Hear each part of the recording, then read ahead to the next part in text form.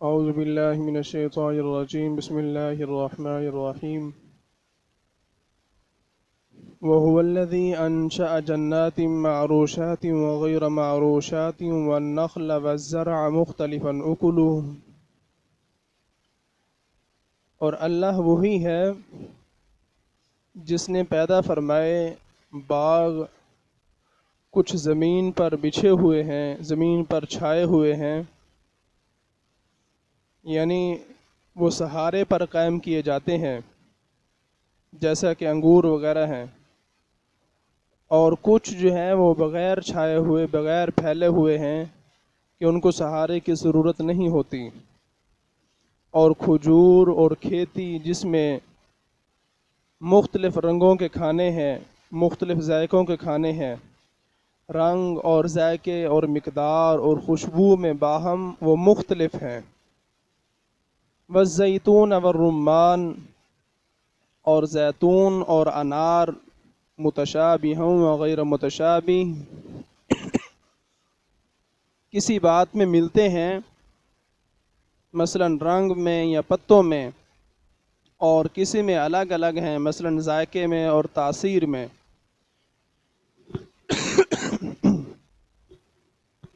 کلوا من ثمرہ اذا اثمر وآتوا حقہ یوم حصادہ، کھاؤ اس کا پھل جب پھل لائے اور اس کا حق دو جس دن وہ کٹے۔ معنی یہ ہے کہ یہ چیزیں جب پھلیں، کھانا تو اسی وقت سے تمہارے لیے مباح اور جائز ہے، اور اس کا عشر اس کے کامل ہونے کے بعد واجب ہوتا ہے۔ جب فصل مکمل طور پر پک جائے، جب کھیتی کاٹی جائے یا پھل توڑے جائیں، اس وقت اس کا عشر جو ہے وہ لازم ہے۔ کلوا من ثمرہ اذا اثمر، کہ تم کھاؤ اس کا پھل جب وہ پھل لے آئے۔ آپ کا باغ ہے، وہ پھل لا چکا ہے، آپ کے لیے کھانا اس کا جائز ہے، لیکن وآتوا حقہ یوم حصادہ، اس کا حق ادا کرو جس دن وہ پھل توڑے جائیں، جس دن وہ کھیتی کاٹی جائے، اس دن پھر عشر ادا کرنا جو ہے وہ لازمی ہے کہ اس کا عشر جو ہے وہ ادا کیا جائے۔ مسئلہ، لکڑی، بانس، گھاس کے علاوہ زمین کی ہر پیداوار میں جو ہے وہ عشر ہے۔ اگر وہ پیداوار بارش سے ہو تو اس میں مکمل عشر واجب ہوتا ہے، ان کے 10واں حصہ، اور اگر خود جو ہے اسے پانی وغیرہ لگایا جاتا ہے، ٹیوب ویل سے سیراب کیا جاتا ہے، تو پھر اس میں نصف عشر ہے، یعنی کہ 20واں حصہ۔ اور لکڑی، بانس اور گھاس، گھاس سے مراد وہ گھاس ہے جو خود پیدا ہو،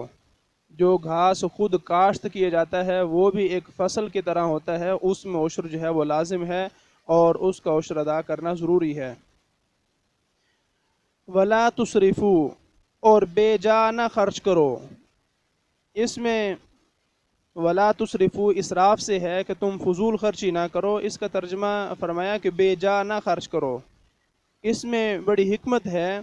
کہ اگر کل مال خرچ کر ڈالا اور اپنے بچوں کو کچھ نہ دیا اور خود فقیر بن بیٹھا،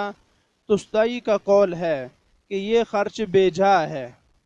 بے جا خرچ کیا ہے، کہ سارا مال ہی اللہ کے راستے میں قربان کر دیا ہے،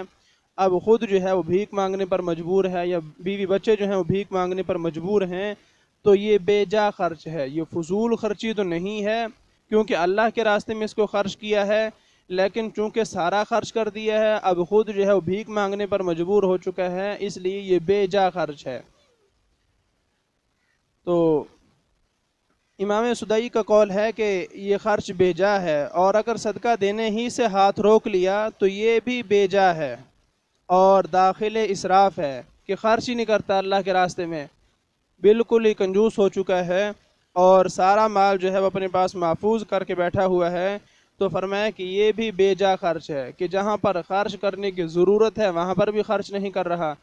اللہ کا جو حق ہے وہ بھی ادا نہیں کر رہا، تو یہ بھی فضول خرچی ہے اور بے جا خرچ ہے، کہ جہاں پر خرچ کرنے کی ضرورت ہے وہاں پر تو خرچ ہی نہیں کر رہا۔ جیسا کہ حضرت سعید بن مسیب رضی اللہ تعالی عنہ نے فرمایا، حضرت سفیان کا قول ہے کہ اللہ کی فرمان برداری کے علاوہ ہر کام میں جو مال خرچ کیا جائے، وہ قلیل بھی ہو تو وہ فضول خرچی میں شامل ہے۔ اللہ کی فرمان برداری کے علاوہ ہر وہ مال چاہے تھوڑا ہو چاہے زیادہ ہو جو خرچ کیا جائے، امام سفیان کے قول کے مطابق وہ فضول خرچی میں شامل ہے۔ جو اللہ کے راستے میں خرچ کر رہے ہیں اللہ کی رضا کے لیے، اللہ کی فرما برداری کے لیے، وہ جو ہے وہ نیکی ہے۔ اور امام زہری کا قول ہے کہ اس کے معنی یہ ہے کہ گناہ میں نہ خرچ کرو، جو گناہ کے کام ہیں ان میں خرچ نہ کرو۔ امام مجاہد نے کہا کہ حق اللہ میں کوتاہی کرنا اسراف ہے، کہ اللہ کا جو حق ہے اس میں کوتاہی کرنا، اس کو پورا نہ کرنا، اس کو ادا نہ کرنا، فرمایا کہ یہ اسراف ہے اور یہ فضول خرچی ہے۔ اس سے منع کیا گیا ہے کہ اللہ کے حق میں کوتاہی نہ کرو، اللہ کا حق جو ہے وہ پورا پورا ادا کرو۔ اور اگر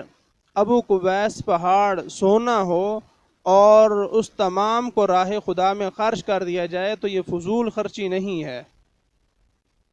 پہاڑ جو ہے وہ سارے کا سارا سونا ہو جائے اور سارا ہی اللہ کے راستے میں خرچ کر دیا جائے تو یہ فضول خرچی نہیں ہے۔ اور اگر ایک درہم بھی گناہ کے کام میں خرچ کر دیا تو یہ فضول خرچی ہے۔ اس لیے اعلیٰ حضرت رحمۃ اللہ تعالی علیہ نے ولا تسرفو کا ترجمہ یہ نہیں کیا کہ تم فضول خرچی نہ کرو، فرمایا کہ بے جا خرچ نہ کرو۔ جہاں پر جگہ ہے اللہ کے راستے میں خرچ کرنا چاہتے ہیں، پھر اگر پہاڑ کے برابر سونا بھی خرچ کر دیں گے تو یہ فضول خرچی نہیں ہوگی۔ اور اگر گناہ کے کام میں ایک درہم بھی خرچ کرتے ہیں، ایک روپیہ بھی خرچ کرتے ہیں تو وہ کیا ہے؟ وہ فضول خرچی ہے اور اس سے جو ہے وہ منع کیا گیا ہے۔ انہ لا یحب المسرفین، اس لیے کہ بے شک اللہ رب العزت فضول خرچی کرنے والوں کو پسند نہیں کرتا، ان سے محبت نہیں کرتا۔ جو گناہوں کے کاموں میں اپنا مال خرچ کرتے ہیں اللہ ان کو پسند نہیں فرماتا، یا جو اللہ کا حق ہی ادا نہیں کرتے کہ وہ زکوٰۃ ادا نہیں کرتے، عشر ادا نہیں کرتے، تو اللہ ان کو بھی پسند نہیں کرتا، کیونکہ وہ جہاں پر خرچ کرنے کی ضرورت ہے وہاں پر بھی خرچ نہیں کر رہے، جہاں خرچ کرنا لازمی ہے وہاں خرچ نہیں کر رہے۔ اس میں اللہ رب العزت نے اپنی قدرت کا اظہار فرمایا، اپنی نشانیاں بیان فرمائی ہیں کہ میری یہ نشانیاں ہیں، میری قدرت کی یہ کرشمے ہیں کہ میں نے باغات کو پیدا فرمایا ہے، اور پھر باغات کے مختلف اقسام ہیں، کچھ جو ہے وہ سہارے پر قائم ہوتے ہیں، کچھ بغیر سہارے کے قائم ہوتے ہیں، پھر کھجور ہے اور کھیتیاں ہیں اور ان کے ذائقے مختلف ہیں، ان کے رنگ مختلف ہیں اور ان کی جناب تاثیر مختلف ہے، زیتون ہے، انار ہے، کچھ پھل وہ ہیں کہ جو آپس میں ملتے جلتے ہیں، شکل ملتی جلتی ہے، یا ان کے درخت ملتے جلتے ہیں، یا ان کے پتے جو ہیں وہ ملتے جلتے ہیں، اور کچھ وہ ہیں جو الگ ہیں کہ ان کے ذائقے مختلف ہیں، ان کی تاثیر مختلف ہیں، اور حالانکہ سب کو پانی تو ایک ہی دیا جاتا ہے، سب کو پانی ایک ہی دیا جاتا ہے، تو کون ہے جو ایک ہی پانی سے جو میٹھے پھل ہیں ان کو میٹھا بنا رہا ہے، جو ترش پھل ہیں ان کو ترش پیدا کر رہا ہے، اور ان کو مختلف رنگ عطا کر رہا ہے، مختلف ذائقے دے رہا ہے، اور ان کے اندر مختلف قسم کی تاثیر پیدا فرما رہا ہے۔ کچھ وہ ہیں جن کی تاثیر ٹھنڈی ہے، کچھ وہ ہیں جو خشک ہیں، کچھ وہ ہیں جو سرد ہیں، اور کچھ وہ ہیں جن کی تاثیر گرم ہے۔ تو یہ ساری اللہ کی حکمت ہے اور اللہ کی کاریگری اور اس کی قدرت ہے۔ تو اس وجہ سے اللہ نے یہ تمہارے لیے پیدا کیے ہیں،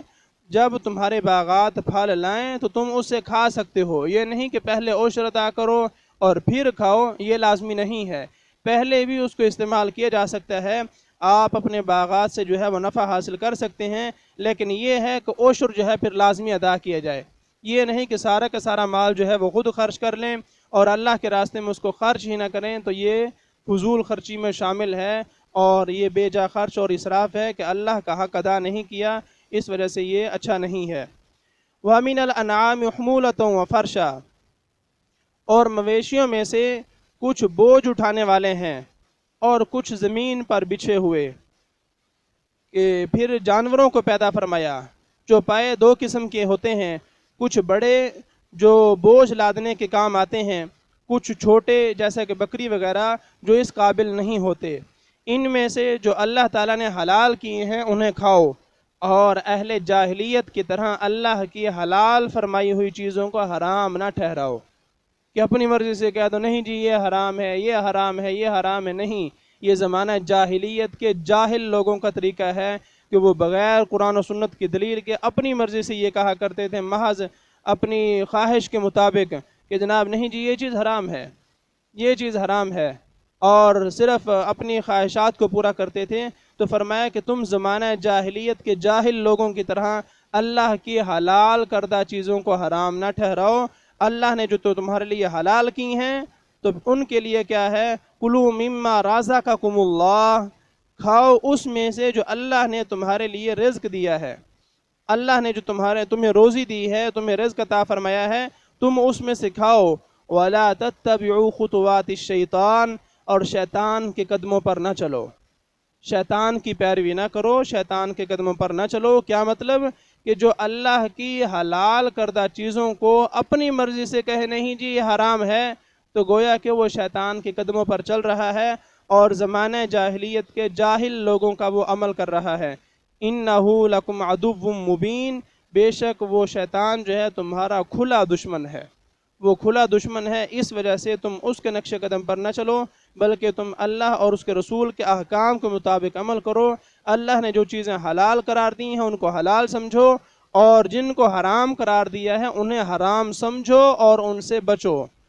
یہی عمل جو ہے مسلمان کا ہونا چاہیے، اور اسی پر نجات ہے۔ اللہ رب العزت کی بارگاہ میں دعا ہے کہ اللہ تبارک و تعالی مجھے بھی، آپ کو بھی، حضور کی پوری امت کو قرآن و سنت کے مطابق اپنے عقائد، اپنے اعمال کو درست رکھنے کی توفیق عطا فرمائے، اور اس کے صدقے ہماری مغفرت فرمائے۔